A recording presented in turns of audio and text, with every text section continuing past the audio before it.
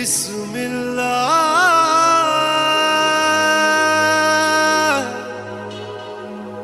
الرحمن الرحيم. You know, I learned, of course, my teacher, Hafizul Samad, he gave me Holy Quran and taught me different things, but like life things and growing into being a Hafiz, I learned from Mufti Afsar Ali, from Hafiz Shafiq's teacher. Even he used to get me and some other students. We started doing this at young ages. I finished at 13, but throughout 11, 12, I was doing, helping other students or teaching them. Or, you know, they had adult classes, they would have the adults come, and I was dealing with helping the adults out. So it was giving me different experiences at a young age. And there was this one young man I can remember, his parents wanted him to really finish his hifz, and they was trying to speed it up. So he would stay, and, you know, the teacher was busy, Mufti Afsar Ali, he was busy. And he was counting on different students to help this student out. He was like maybe 2 years younger than me. He would come, we had a dorm, a school that we stayed in, and it was upstairs. And I would go and help him do the ayahs that he's supposed to memorize. And the teacher would, you know, give me something for helping him out, because it was also helping him. You know, me, I didn't think of it like that. You know, it was just, the teacher needs me to do this, so I'm going to do it. And, you know, he would just give me like a reward, like something to, because of helping him with this student. And again, for me, that just takes me, all of these were lessons. They were building me up for now, and I didn't know that, but that's what it was doing, and teaching me how to be with children and other people. And also, one of my biggest inspirations is, again, my sheikh, how his love and how he gave love. And every time I can remember, you know, going, or people not listening to what is being said, and he's still working and showing love and asking about how is this going and how is that. And that inspires me. You know, even my brothers, we talk and they tell me, you know, your teaching style is different. It's not like any other teacher, how much you do and how much love you put into them or whatever. And that's what all I can say to everybody is that, you know, this is what I've learned.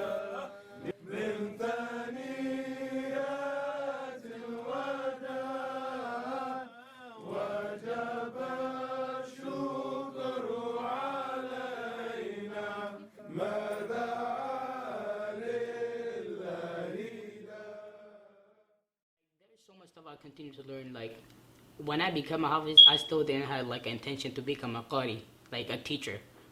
But alhamdulillah, Allah Ta'ala has planned so much stuff. Like even when I'm getting away from Holy Quran, Allah Ta'ala brings me back. Like when I came here, Allah Ta'ala has so much opportunities.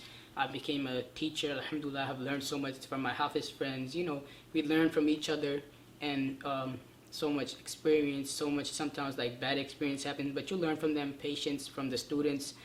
Over here, students are so extremely different than Pakistani students. Pakistani students are used to strictness and all that other stuff. Like, Pakistani teachers are like, they're super strict. Our environment is extremely strict compared to what we teach over here. Like, it's like nothing. So, but the thing is, it's better teaching with love than teaching with, you know, roughness. So we have a good relationship. All our, like, they're like our, like kind of like our sons. I can't even say that, but like, you know, oh, I don't understand. They come and you see them on the land, and you know, can you help me in this situation? But alhamdulillah, we have made a good relationship with all the students, and yeah.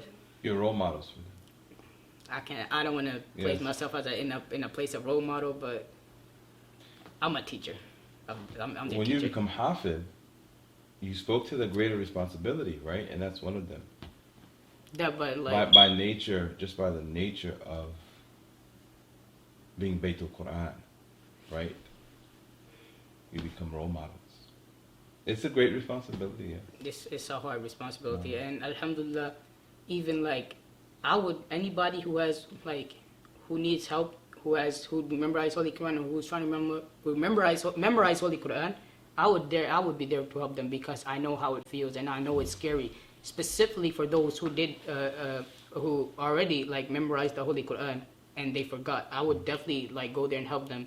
And of course, I already like talked to some people before, like they're like, okay, I just did hifz, man, but it's not for me. I just forgot. I can't do it. Or like they say they was too young. It's extremely dangerous. It's scary. It's like the first people when Qiyamah is when you're gonna be standing for like, so when it's gonna be after you come out your grave. Like I was watching this discourse like a month ago, and when the people are gonna come out their grave, there's gonna be like 50,000 years till they're gonna wait for the like the actual judgment to start, and they're gonna come to the Holy Prophet. It's gonna be extremely hard for the disbelievers, and after the judgment is gonna start, and they're gonna go to the Holy Prophet to tell Allah Subhanahu wa Taala to start. I think it's gonna start a little earlier, and then you never know, because Islam is always like Allah Ta'ala, even in the Holy Quran, when He gives dates, He gives like, okay, it was either like one day before. I don't know if you all know that, but it's either one day before or one day after.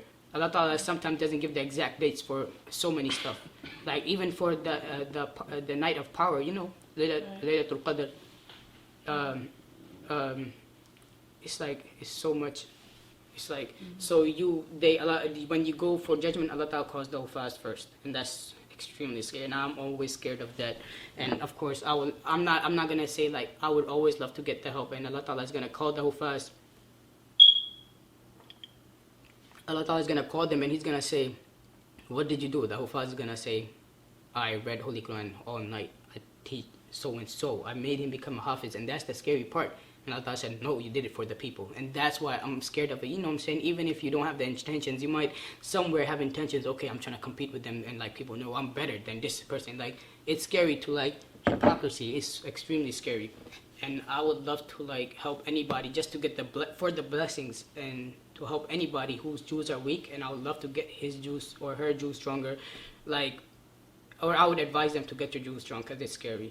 I'm not saying like I would come advising them because, you know, I'm teaching. It's just not like in a way that I'm like bragging, but it's scary, even for my own self.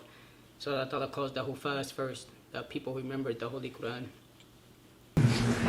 نرى تكبير الله أكبر رسالة يا رسول الله اللهم صل على سيدنا محمد وعلى آله وأصحابه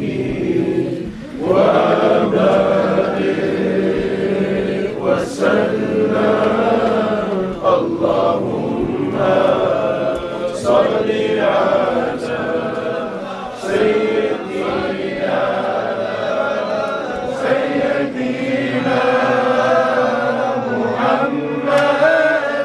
وعلى آله وأصحابه وبارك وسلم اللهم صل على سيدنا محمد وعلى آله وأصحابه وبارك وسلم اللهم صل على سيدنا محمد وعلى آله وأصحابه وبارك وسلم. So I noticed you give some of your students a chance to lead Taraweeh and Salatul Witr, a couple of raka'at here and there. Is that to break them out of the shyness? What is the purpose? It's shyness, and also to give them the experience. يا أيها الذين آمنوا لا تقدموا بين يدي الله ورسوله واتقوا الله إن الله سميع عليم. يا أيها الذين آمنوا لا ترفعوا أصواتكم فوق صوت النبي ولا تجهروا له بالقول كجهر بعضكم لبعض أن تحبط أعمالكم وأنتم لا تشعرون. يا أيها الذين آمنوا لا يسخر قوم من قوم عسى أن يكونوا خيرا منهم ولا نساء من نساء عسى أن يكن خيرا منهن ولا تلمزوا أنفسكم ولا تنابزوا بالألقاب بئس الاسم الفسوق بعد الإيمان ومن لم يتب فأولئك هم الظالمون.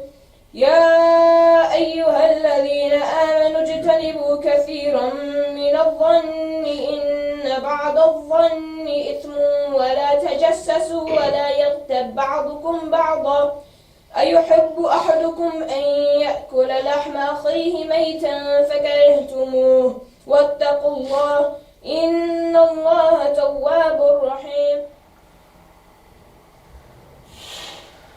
الله أكبر.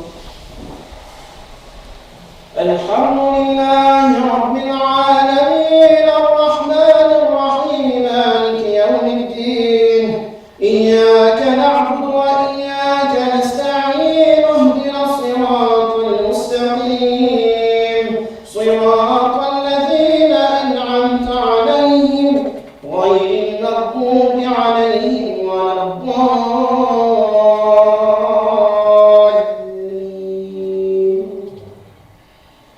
لقد صدق الله رسوله الرؤيا بالحق لتدخلن المسجد الحرام إن شاء الله آمين محلقين رؤوسكم ومقصرين لا تخافون فعلم ما لم تعلموا فاجعل من دون ذلك فتحا قريبا.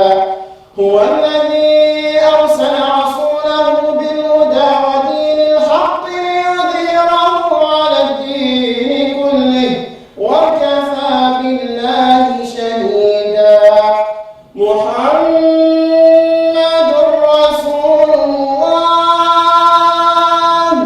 والذين معه أشداء على الكفار رحماء بينهم تراهم ركعا سجدا يبتغون فضلا من الله ورضوانا سيماهم في وجوههم من أثر السجود ذلك مثلهم في التوراة ومثلهم في الإنجيل كزرع أخرج شطأه فآزره فاستغلظ فاستوى على سوقه يعجب الزراع ليغيظ بهم الكفار. وعد الله الذين آمنوا وعملوا الصالحات منهم مغفرة وأجرا عظيما. الله أكبر.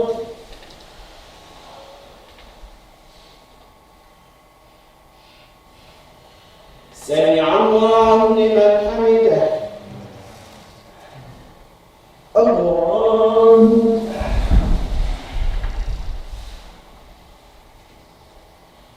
الله أكبر. I can remember even before I was Hafiz, at around 12 years old, I did Taraweeh. I started leading Salah. We were in our school, they would have us leading salah. We wouldn't go to the masjid all the time. We would pray together, all the students in the dorm. No. So they had different ones at different times lead the salah, and just leading salah, it builds up character that you have to be responsible for that salah, and it's important, especially Fajr. You know, you read longer at Fajr as well, and it also helps with your memorization. No. One of the best things is to do your surahs, or you know what you've memorized in salah, and it helps you with your memorization. So to break them out of their shyness and nervousness, and also help them with their memorization, strengthening.